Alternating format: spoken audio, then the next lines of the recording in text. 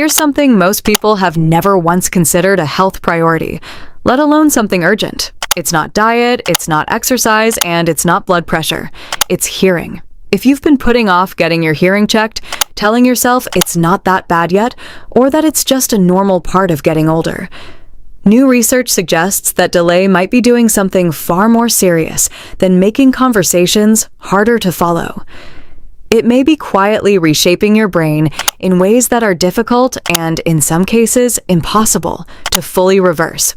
Let's talk about what the science actually shows and why hearing has become one of the most talked about topics in brain health research over the last few years.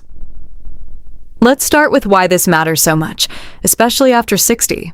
Hearing loss is incredibly common as we age, affecting roughly 1 in 3 adults between the ages of 65 and 74, and about half of adults over 75, according to the National Institute on Aging.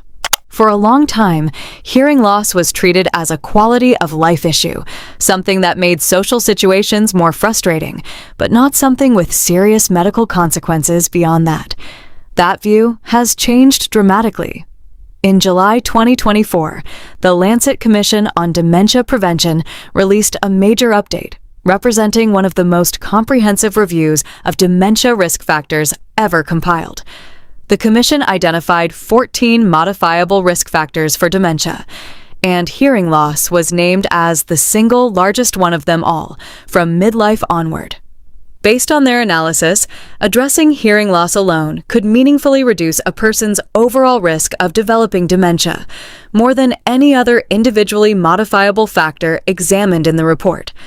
The Commission specifically stated that evidence supporting hearing aids as a protective measure against dementia risk is now stronger than it was in their previous report, and that this evidence remains consistent even in long-term studies designed to rule out other explanations. So, why would hearing loss affect something as seemingly unrelated as your brain? This is where the science gets genuinely fascinating and a little sobering. When your ears stop sending clear sound signals to your brain, the parts of your brain responsible for processing sound, research on sensory deprivation shows that brain regions deprived of expected input can begin to change structurally. A phenomenon researchers describe using the principle of neuroplasticity, your brain's ability to reorganize itself, for better or worse. In the case of hearing loss, some research has found measurable changes in brain structure and connectivity in areas involved in auditory processing among people with untreated hearing loss. There are also a few other mechanisms researchers believe may be involved. One theory centers on cognitive load. When your brain has to work harder just to understand speech in daily conversation, it may have fewer cognitive resources left over for other tasks, like memory formation. Over years, this added strain could contribute to accelerated cognitive decline.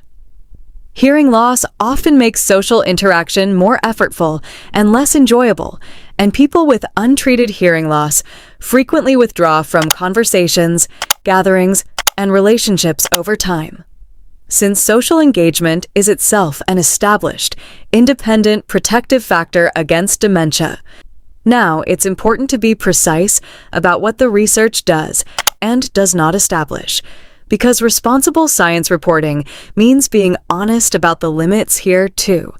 A comprehensive 2024 review examining the relationship between hearing loss and dementia remains an area of active scientific investigation.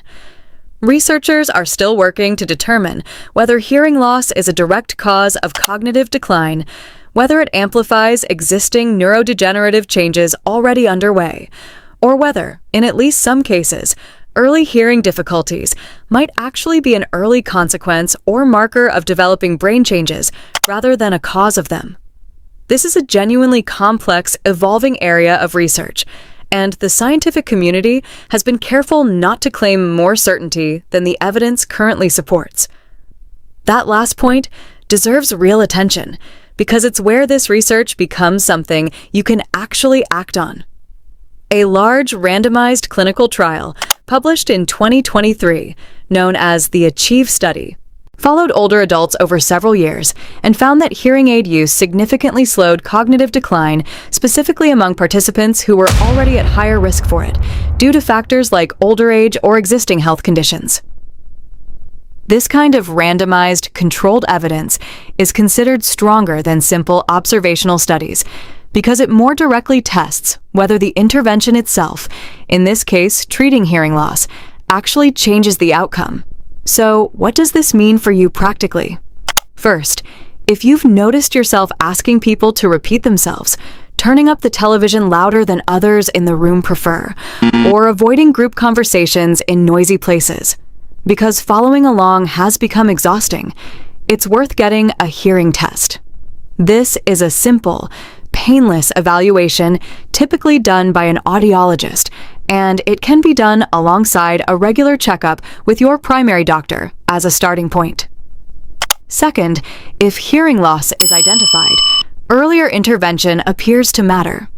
Research suggests that prolonged, untreated hearing loss may allow changes to develop and become more established over time.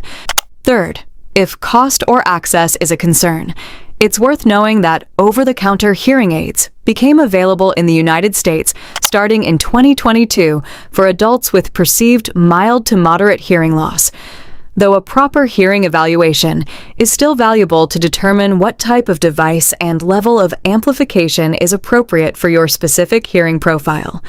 Fourth, treating hearing loss works best as part of a broader picture of brain health, not as a standalone fix. The same Lancet Commission report emphasized that addressing multiple risk factors together, including managing blood pressure, staying physically and socially active, and controlling blood sugar, appears to have a cumulative protective effect on brain health as we age. Let's clear up an important misconception here too.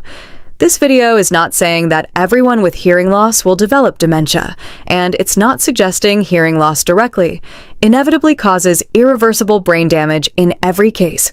Dementia has many contributing factors: genetic, vascular, and environmental, and hearing loss is one modifiable piece among many, not a guarantee of future decline.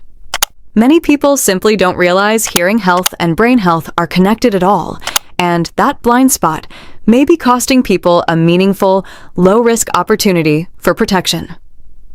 So, here's what I want you to take away from today. Hearing loss is far more than an inconvenience as we age. Current research, including a major 2024 international review and a large randomized clinical trial, identifies it as the single largest modifiable risk factor for dementia that scientists have identified so far. The mechanisms are still being actively studied, but the practical takeaway is refreshingly simple. Get your hearing checked. Don't delay treatment out of discomfort or stigma if hearing loss is found, and treat your hearing as seriously as you'd treat your blood pressure or cholesterol. Protecting your brain as you age. If this helped you see hearing health in a completely new light, share it with someone who's been putting off that hearing test.